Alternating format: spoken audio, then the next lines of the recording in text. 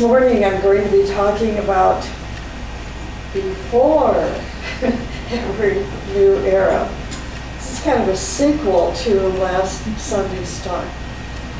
So if you didn't hear last Sunday's talk, you can go to our YouTube account and spend your afternoon watching all the YouTube videos there. Anyway, so let us begin. Let me begin with this quote from the teaching.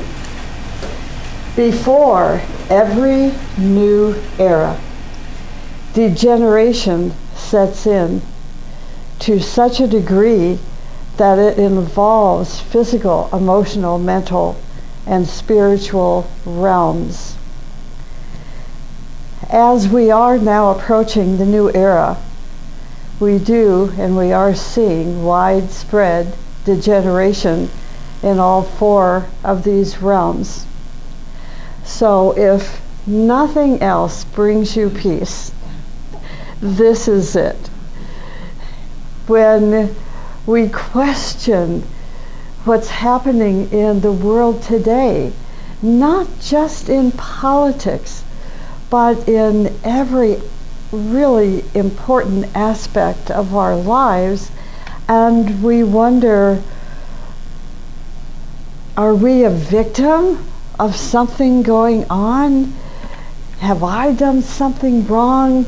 Did we vote the wrong president into service, into the administration? What's wrong with my friends today? Yesterday they were beautiful. Today, I'm not so sure. These are all signs of the approach to the new era. The question is, why the degeneration or the apparent degeneration? Before we can build anything new, the previous has to wear itself out, right? I'm putting it very simplistic terms. It's like before you buy a new car, the car you're driving now is on its way out. Most of us don't buy a new car because last year's new car, we're tired of it. Usually we wait at least 4 to 5 to 15 or 20 years before we buy a new car. So in terms of life and the cycles of life, we really seem to be right in sync with the process of moving into the new era. So to move into the new era, the process of degeneration must take place. And from a personal opinion perspective, I really think that as maddening, as shocking, and disgusting for most of us of what's happening to our particular country, the United States and our new administration, I think a lot of good is going to come as a result. I'm not saying a lot of good is going to come out of that administration, but I think the reaction is going to change the consciousness of this country. But not just this country, also the countries, the majority of the countries that have always looked up to the power and the beauty and the unity of the United States. So it looks like we are now in the process of shifting our consciousness. Whenever that shift occurs, it is a very difficult shift because we are so comfortable in our ways. I was going to say set in our ways, but it's just that we're comfortable, in our ways that we don't like to experience this discomfort. This morning's meditation told us to put into the light, our fears and our situations that perhaps are causing us discomfort. And why do we do this? Because the light is intuition. And we put our fears and our problems and our situations into the realm of intuition, we're going to receive a clear answer in response. So, this is the good news, is there's a new generation of thinkers now, creative people and leaders that are just beginning to emerge everywhere in the world. Why is that? Because the new era is nearly upon us. We are bringing this new era, see, into our consciousness. We want the new era. We want change. We want inspiration. We want to see more of the potentials of life coming into expression. These new potentials will not have any possibility to manifest if we don't bring it in ourselves. So, who's going to bring it in if not the currents of fiery spirits who are standing on creative and constructive and a regenerative path? So this is how we want to think. Not to allow the process of degeneration to depress us, but to impress us of the fact that emerging are some pretty amazing thinkers, creative people, new leaders that are on the regenerative path. These fiery spirits, young and old alike, are the new wave of souls who are making contacts with their solar angels, their higher self, and are now standing on that path of regeneration. These fiery spirits are those that I talked about last week, including those who are building soul relationships and those whose consciousnesses are within the frequency of what we call the spiritual triad. This is a term, you don't have to be familiar with it. Just hear the word spiritual. Hear the word triad.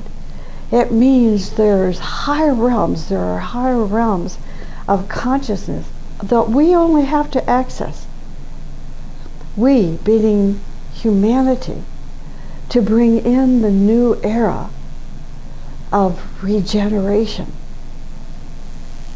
The teaching explains that humanity is now like Arjuna, the warrior depicted in the Bhagavad Gita, who was between the two armies. The army that is the destroying aspect, destroying truth, responsibility, and so forth. They're trying to destroy cooperative efforts. They're trying to destroy unity, trying to destroy striving, trying to destroy beauty. But the other army is standing for regeneration. That's us, standing for regeneration. In the beginning of every new era is this natural phenomena. So this crisis is like a spiritual test. Those who cannot pass through it will be thrown out. What's going to throw them out? Depression, degeneration, hopelessness, faithlessness, defaulting to involutionary ways. That's what's going to throw them out. Those who pass through it will be facing new and glorious opportunities for development, and new achievements. The crisis now involves every person of every age. Every age. If you're in touch with all the generations from young to old, you know they are being seriously challenged, seriously tested. Some people will make it. Some people will be stuck and degenerate. And we see these things happening now. The situation being as it is, those who are on the path of striving are going to be more alert, not to be involved with this flood of degeneration. They will build their spiritual ark to protect their beauty and to be what? The pioneers of the new era. The pioneers of the new era. Just as there are laws by which our own countries are controlled and kept in order, so also are the spiritual laws, which if violated, they bring unhappiness and destruction to the world. So we don't want to violate those spiritual laws any more than we want to violate the laws of the land. So there are 8 laws, which most of us know in one form or another, if violated, will result in unhappiness, sickness, crime, death, poverty, and misery. But despite our knowledge of these laws, we need to ask ourselves, are we following them? Knowledge is one thing. Practicing them, putting them into practice is another. The laws are the laws of beauty, harmlessness, purity, unity, responsibility, striving, and the law of love. So I'm going to talk a little about these laws, starting with the law of beauty. In the practice of this law, Nicholas Roerch, who is a well-known artist and author and philosopher, this is what he wrote about this law of beauty. He says, here as everywhere. On one side, you can see remarkable monuments, refined processes of thought based on ancient wisdom and the cordiality of human relationships. You can rejoice at beauty and can easily understand. But do not be astonished to find in the very same places perverted forms of religion, ignorance, and signs of decay and degenerations. We must see things as they are. He says, without conventional sentimentality, we must greet the light and justly expose pernicious darkness. See, he doesn't say just stand in the shadows and see what happens. He says, greet the light and justly expose pernicious darkness. We must carefully separate prejudice and superstition from the hidden symbols of ancient knowledge. He says, let us greet all that aspires towards creation and construction, construction meaning beauty, and deplore the barbaric destruction of the treasures of nature and of the spirit. So the ugliness that is going on in the world today is very powerful. Ugliness is expressing itself in the phenomena of crime and violence, murder, unfaithfulness, hatred, exploitation, stupid Twitters, and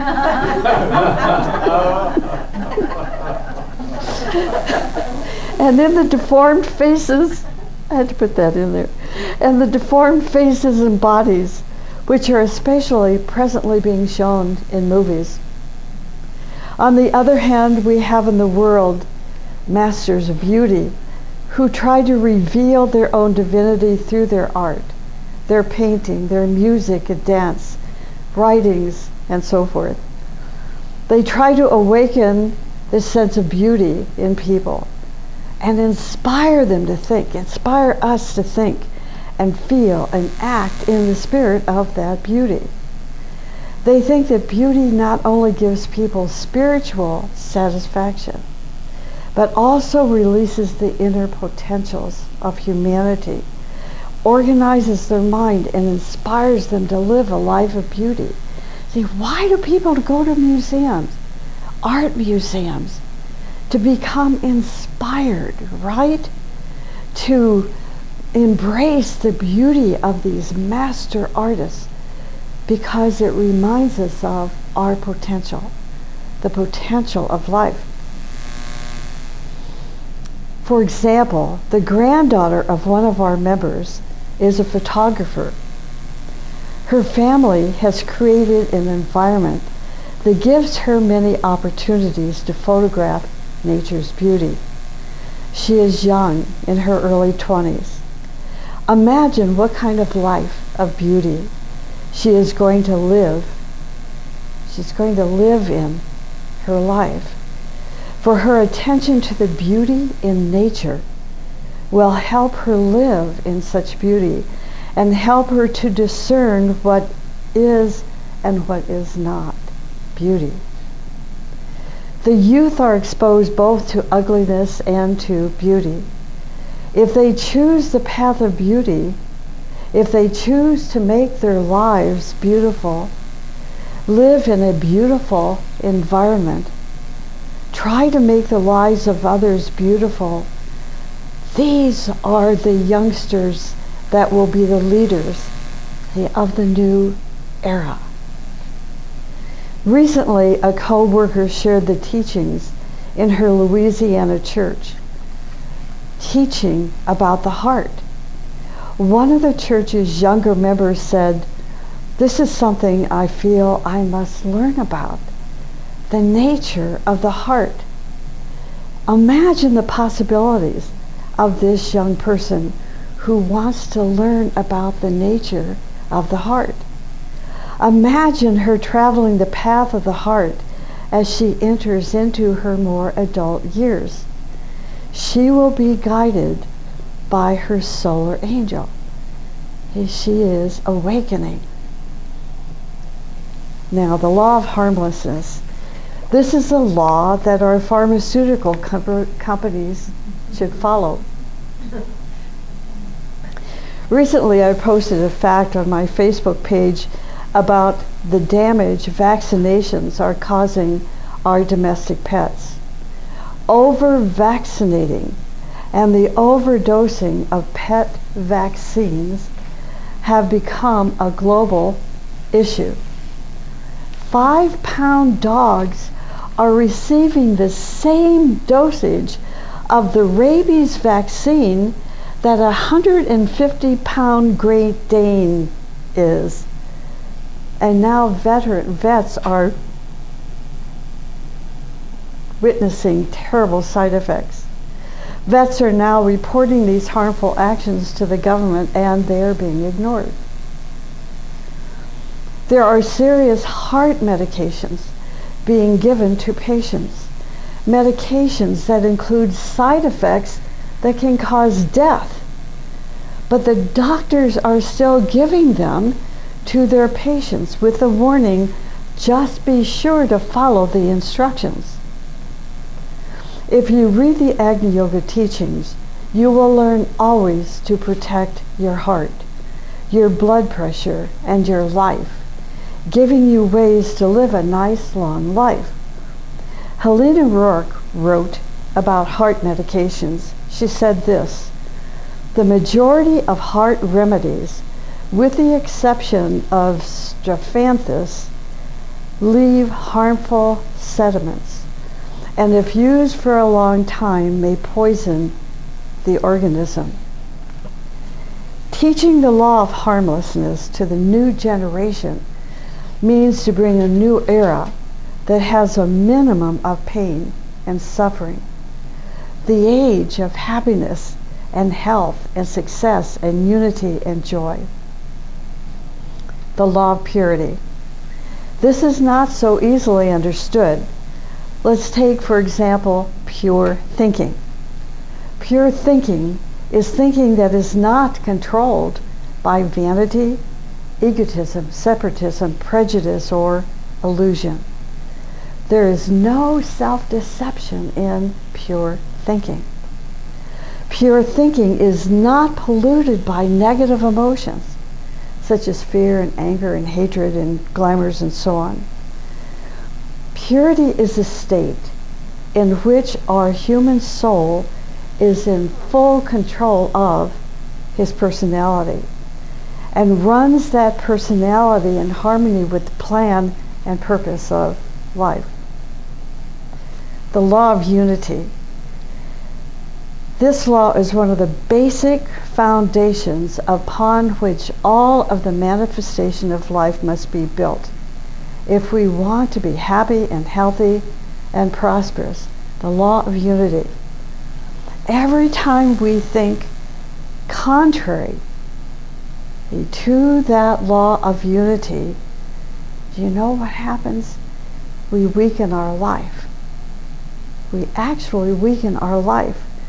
Every time we feel separative and selfish, we petrify our heart. Every time we engage in separative and destructive actions, we are actually sowing seeds of disease in our body, in our groups, in our country, because we are cutting our contact from the cosmic heart. When we cut ourselves from the cosmic heart, we expose ourselves to viruses and germs, and also to psychic attack. About women in unity, Master Moria wrote, "The manifestation of the Mother of the world will create the unity of women." This tells us we must begin to look for those petals that represent or are the incarnation of the Mother of the world. We must recognize them. Here's a little advertisement. The White Mountain Zodiac newsletter is just about to be published as soon as Terry does his magic on the newsletter software. Anyway, in the newsletter, in the Zodiac newsletter, every Zodiac newsletter now is selecting a notable woman of that particular sign, and this month it's Cancer. The newsletter talks about the life of Malala, who everybody knows about now. She's the youngest woman to win the Nobel Peace Prize. I think she was 15 years old. Imagine that. This could potentially be a petal of the Mother of the world. Master M goes on to say, the task now is to create a spiritually sovereign position for the woman, and the transmission to women of direct communication with the highest forces is necessary as a psychological impetus. Of course, through the new religion will come this necessary respect. That's from Lisa Moria's Garden, Volume 2, Sutra 136. Our children have a choice to follow those who daily sow the poisonous seeds of separation, or to follow those who think and feel and act in the spirit of unity. They must realize that unity means order and harmony, beauty and health, and joy and success. And disunity means chaos.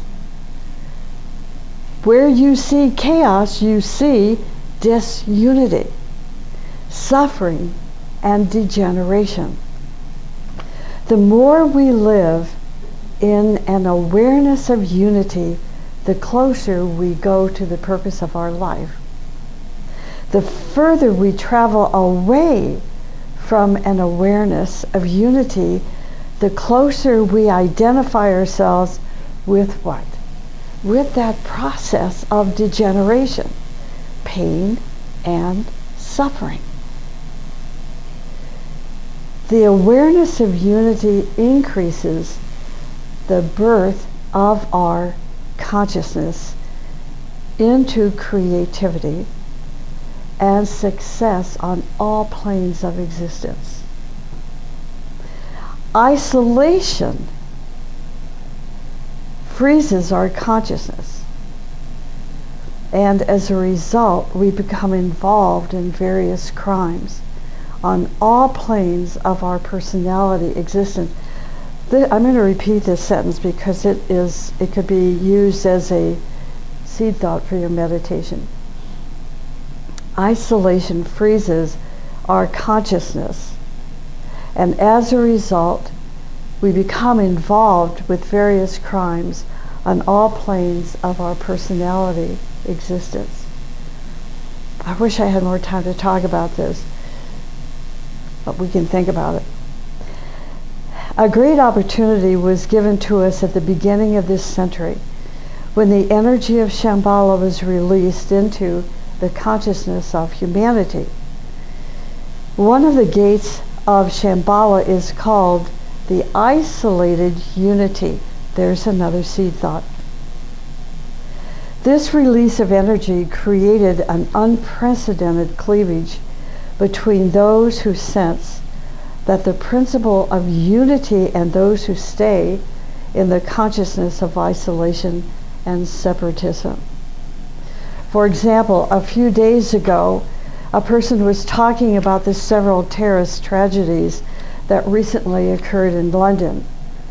This person said that terrorism would never have occurred if they had kept all the immigrants from coming into their country. Many people feel the same way about immigrants coming into the United States. And of course, the same opinions occur in other countries as well. There is an atrocious situation taking place in the United States, in Texas, with a place called the Dilley Detention Center, which is an immigration detention center, the Dilley Detention Center. If you don't know about this, this will raise the hair on the back of your neck. It's so shocking. They separate mothers and children. No toys are allowed. It is very hard to even work with detainees. You have to go through a huge security clearance and training. They always find ways of not letting the lawyers in.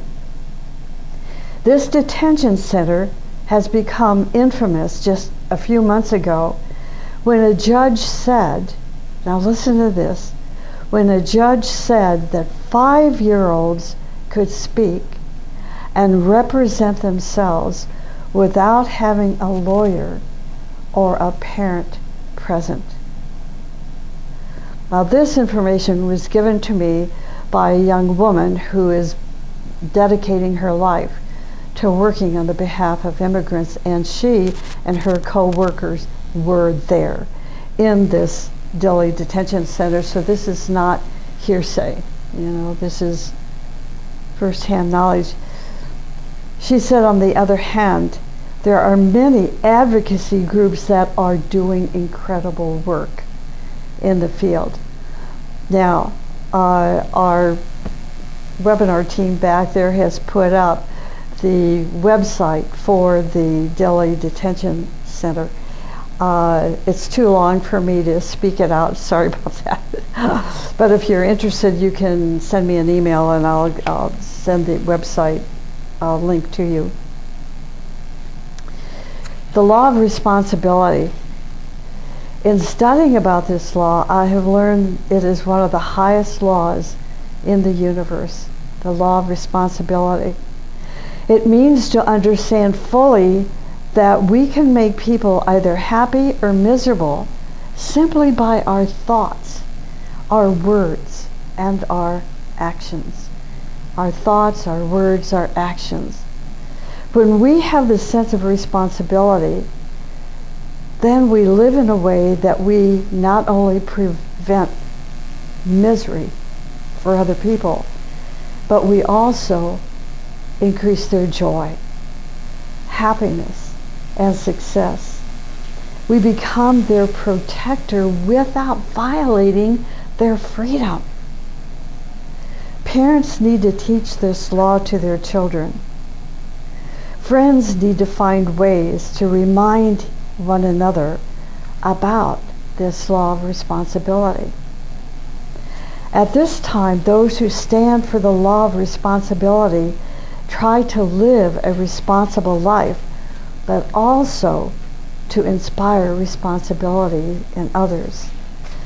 When they do this, they are changing the consciousness of humanity. And what are they doing? They're bringing in the new era. See, they're on the regenerative path. Yet those who are trying to keep humanity enslaved in the past, in darkness, are those who try by all means to teach irresponsibility to children and adults, not thinking that an irresponsible person will be the best customer for hospitals, prisons, and mental institutions. Such irresponsibility creates what? It creates income for institutions, for individuals, and for agencies. Many people gain from irresponsibility, a gain that is at the expense of the general good. The fact is that every irresponsible action only shortens our life and makes us live miserably in future incarnations. The other day I was told a story about a teenage daughter. She did something that did not please her mother. Her mother told her that she had two choices. One was to be punished and to be restricted to her home for a week. The other choice was if she paid her mother $5, she would not be punished. She paid her mom $5. A year later, the teenager was on juvenile probation for selling drugs in school. It's a true story. The law of striving. All of my life I've been blessed to have people around me who kindle the flame of striving in me, the strive toward improvement, who encouraged me to reach new heights and to become better at what I was doing. They gave me opportunities to discover what talents I had, and when discovered, provided me with ways to further develop those talents and encourage me to be better. But there are people who discourage every kind of discipline and planned striving for improvement. It is a challenge for those who are smart enough to turn their backs on such people and despite it all will forge ahead toward the betterment of their lives. When a vision is not given to the youth cannot strive. And wherever there is no striving, there is going to be decay. A woman, a grandmother, realized that her estranged grandson, who was in high school, had an outstanding talent in art. He loved art and would oftentimes post his drawing to his Facebook page. The grandmother tried to communicate with him via Facebook because she was estranged from her grandson. So she tried to communicate with him through Facebook, and in a very short time gave him a vision for his future. She told him he had a special talent that could be cultivated and offered him an opportunity for that to happen. But the mother found out and forced him to block her from any further communications. The last the grandmother heard from the boy was that he had fallen into depression and was smoking marijuana. Wherever there is no striving, there is decay. And finally, the law of love. There are people who teach the true meaning of love in sex, in marriage, in family, even in aspiration, devotion, and dedication to higher vision. They tell us that love is not only the satisfaction of sexual need, but also the understanding of responsibility. Love even acts as sacrifice, such as in maintaining a long time, solid and firm friendship. There are people who demonstrate their love in helping us reach our vision, in protecting us from dangers, in helping us build a successful future, in cooperating with our plans. These people bring discoveries and ideas by which all of humanity will step into the age of true brotherhood, the new era. And in closing, let me just say this. Again, the world presents to us two paths.